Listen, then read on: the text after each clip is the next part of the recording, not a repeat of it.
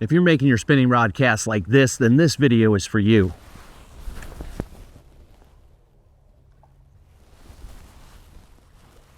I'm Captain Chris Myers of Central Florida Sight Fishing Charters. I'm a full-time fishing guide here in Florida, and casting is an integral part of many of my charters, and that is a cast that I see far too often.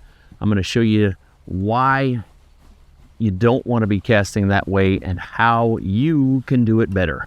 So if you weren't sure what I was trying to point out in that cast because you didn't really notice anything wrong with it, let's look at it again. I got two hands on here. I'm a right-handed angler. My left hand's on the bottom. I make a cast and I let go with my right hand, and my left hand is holding the bottom of the rod and usually sticking my arm out straight like this.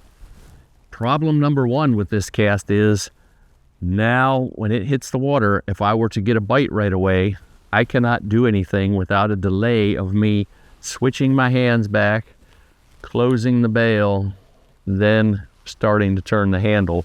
That little delay might give the fish enough time to grab it, spit it out, and I miss catching that fish.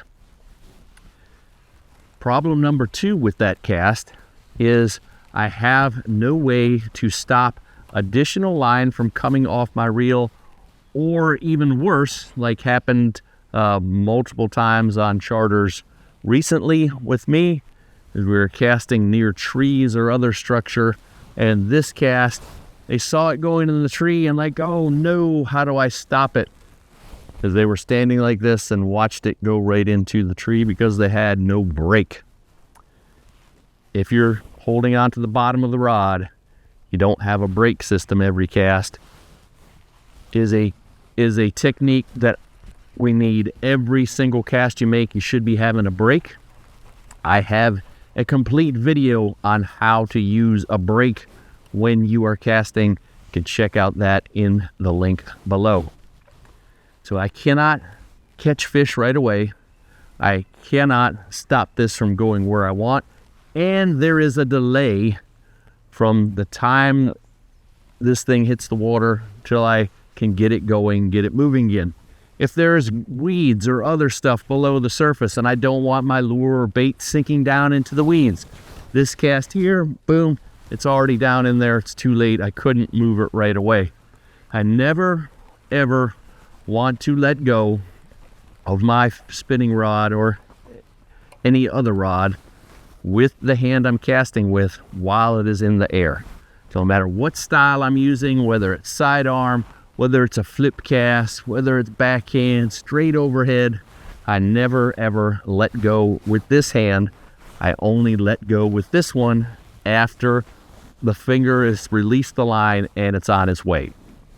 So keep your right hand on the rod, holding the reel if you're a right-handed angler, same if you're a left-handed angler. Keep your primary hand on that reel, never ever let it go.